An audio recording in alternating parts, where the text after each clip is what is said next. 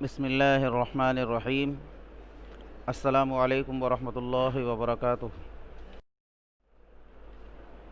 آج ہم تین کام کریں گے انشاءاللہ۔ سبق کی بلند خوانی اور اس کی وضاحت کی جائے گی، مشکل الفاظ کی وضاحت اور ان کے معانی بیان کیے جائیں گے، اور قرات یعنی پڑھنے کے حوالے سے ایک مختصر سی ویڈیو آپ کے سامنے چلائی جائے گی انشاءاللہ۔ یہاں سبق کی بلند خوانی شروع کی جاتی ہے۔ اس کتاب کا صفحہ نمبر 31۔ رشتہ ایک خدائی پیبند ہے کہ ٹوٹ نہیں سکتا۔ پیبند تعلق مراد ہے یہاں پر، یعنی رشتہ اللہ رب العزت کی طرف سے بنایا گیا ایک تعلق ہے جو کبھی بھی ٹوٹ نہیں سکتا۔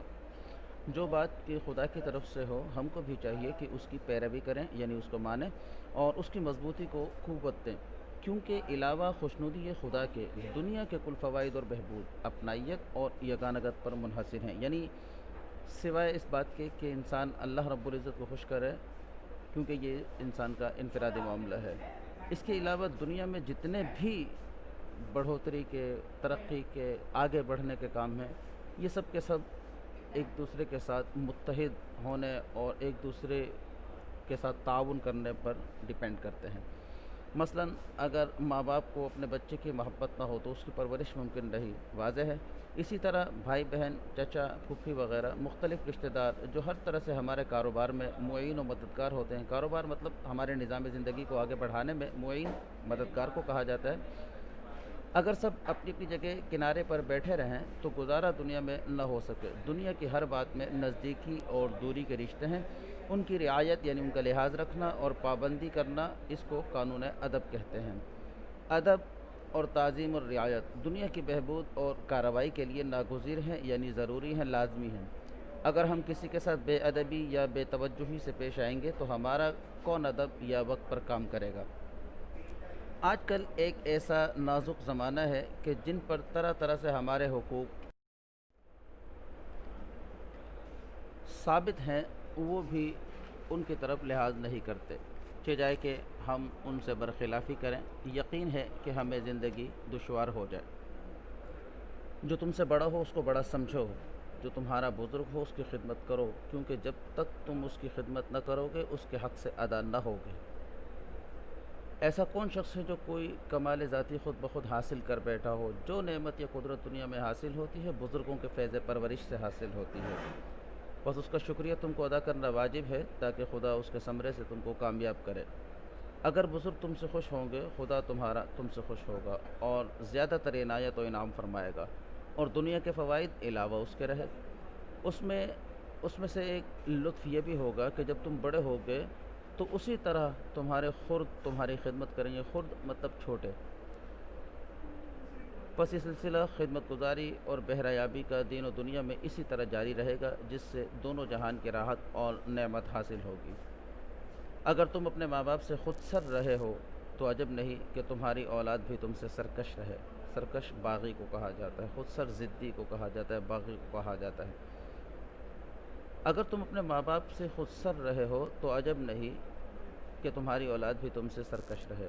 اس وقت نہ عقل مندوں کے نزدیک نہ خدا کی جناب میں کہیں تمہارا دعویٰ پیش کیا جا سکتا ہے، کیونکہ تم نے اپنے بزرگوں کے ساتھ کیا سلوک کیا جو آج اپنے خردوں سے توقع رکھتے ہو۔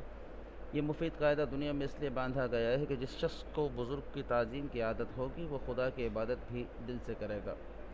جو ماں باپ کے حقوق پرورش اور محنت کو نہ مانے گا وہ خدا کے حقوق نعمت کو کیا پہچانے گا، جو کہ آنکھوں سے بھی غائب ہے اور دیتا لیتا ہوا دکھائی بھی نہیں دیتا۔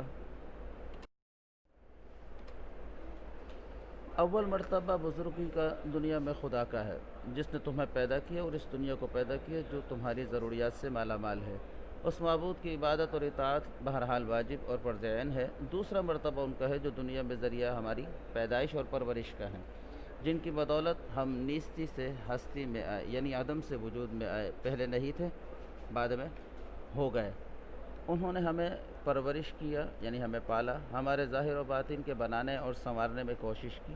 جتنی اطاعت و تعظیم آدمی سے ہو سکے ان کی بجا لانی چاہیے، یعنی جتنی اطاعت ہم ان کی کر سکتے ہیں ہمیں کرنی چاہیے۔ ان کے احکام فقط ہمارے فائدے اور آرام کے لیے ہیں، ان کے خوش کرنے سے خدا خوش ہوتا ہے، اور در حقیقت وہ اپنی اطاعت انہی امورات میں چاہتے ہیں جو ہمارے واسطے دین دنیا میں باعث راحت و آرام ہیں۔ امورات امور کی جمع ہے، مطلب معاملات۔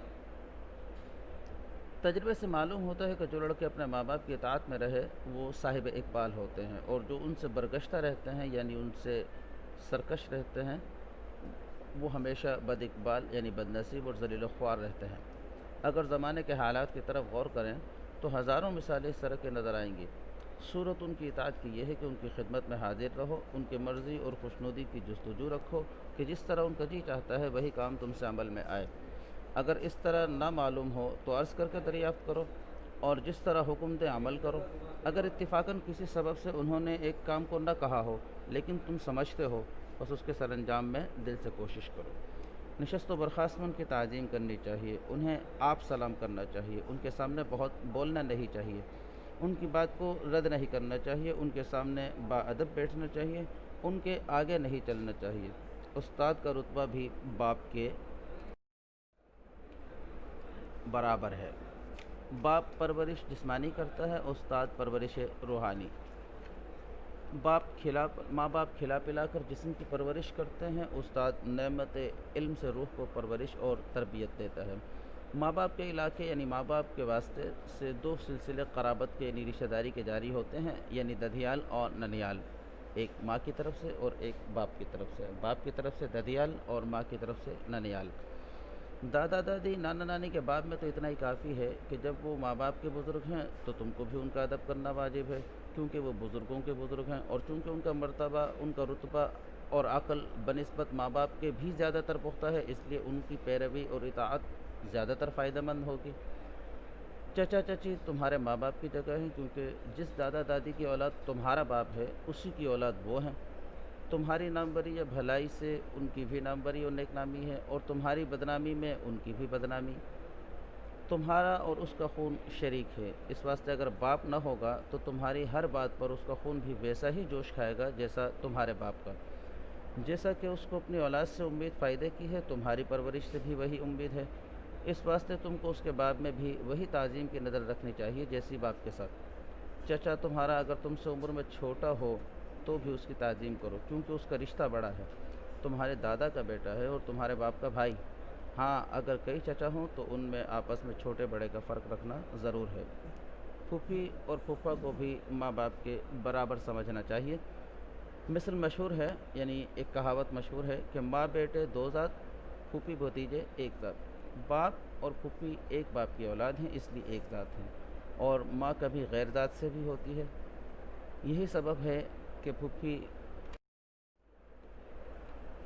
اکثر بھتیجے کو بہت پیار کرتی ہے، بس تم کو بھی ویسا ہی اس کا حق پہچاننا چاہیے۔ تم ان کا حق ادا کرو، ان کا حق تم پر یہ ہے کہ ان کی خدمت اور تعظیم کرو، تمہارا حق ان پر یہ ہے کہ تم پر شفقت بزرگانہ رکھیں۔ اسی طرح ماموں ممانی خالو خالہ سب بزرگ ماں باپ کے برابر ہیں۔ اکثر ماموں کو دیکھا جاتا ہے کہ وہ اپنے بھانجوں کو خود پرورش کرتے ہیں اور ایسی محبت ان سے کرتے ہیں کہ وہ ماں باپ کو بھول جاتے ہیں، بلکہ جب بچے ضد کرتے ہیں ماں باپ تنگ ہو کر ان پر خفا ہوتے ہیں، یعنی ناراض ہوتے ہیں، لیکن وہ انہیں خفگی اور تنبیہ سے بچاتے ہیں اور سب ناز ان کے اٹھاتے ہیں، یعنی ان کے نخرے برداشت کرتے ہیں۔ تمہارا ہر ایک بھائی قوت بازو ہے، لیکن مثل مشہور ہے کہ بڑا بھائی باپ برابر، جتنا تم سے بڑا ہو اتنی ہی اس کی تعظیم بھی زیادہ چاہیے۔ بڑے بھائی بہن تمہاری پرورش میں ماں باپ کے ساتھ شریک ہوتے ہیں، ان کا حق تم پر واجب ہے۔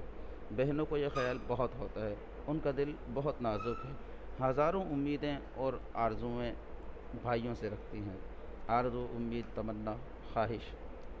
اگرچہ عورت اپنے خاوند کے گھر میں خوشحال ہو، لیکن جب اس کے باپ یا بھائی پر کوئی صدمہ ہوتا ہے تو گویا اس کی جان پر صدمہ ہوتا ہے، یعنی اس کو اس سے رنج ہوتا ہے، تکلیف ہوتی ہے، پریشانی ہوتی ہے، دل بے قرار ہو جاتا ہے۔ جو عورت دونوں گھروں یعنی خاوند اور ماں باپ کی طرف سے بے فکر ہوتی ہے اس کا دل خوشی سے باغ باغ ہوتا ہے۔ ادھر کی بے فکری سے ادھر اور ادھر کی خوشحالی سے ادھر حرمت بڑھتی ہے۔ مثل مشہور ہے کہ بیٹا بیٹی سے زیادہ بھائی بہن پیارے ہوتے ہیں۔ واضح ہو کہ ماں باپ کے رشتے قدرتی ہیں اور اپنے اختیار سے باہر ہیں۔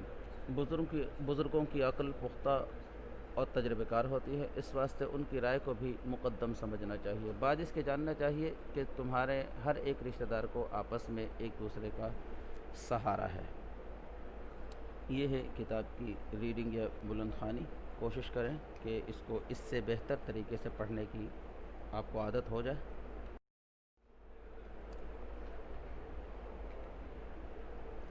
یہاں اس سبق میں استعمال ہونے والے مشکل الفاظ کی فہرست آپ کے سامنے ہے۔ ان الفاظ کو ایک مرتبہ جلدی جلدی پڑھ لیا جاتا ہے۔ پیوند تعلق یا جوڑ، پیروی کہنا ماننا، خوشنودی خوشی یا رضامندی، بہبود ترقی، یگانگت اتحاد، معین مددگار، ناگزیر ضروری، قدرت اختیار، ثمرہ صلہ، خرد چھوٹے، بہرہ یابی خوش نصیبی، نیستی عدم یعنی نہ ہونا، امورات امور کی جمع معنی معاملات، صاحب اقبال خوش نصیب یا کامیاب، برگشتہ پھرا ہوا، مخالف سرکش، جستجو کوشش، دریافت پوچھنا، نشست و برخاست اٹھنا بیٹھنا، علاقہ تعلق، قرابت رشتہ داری، پختہ مضبوط، ناموری شہرت یا نیک نامی،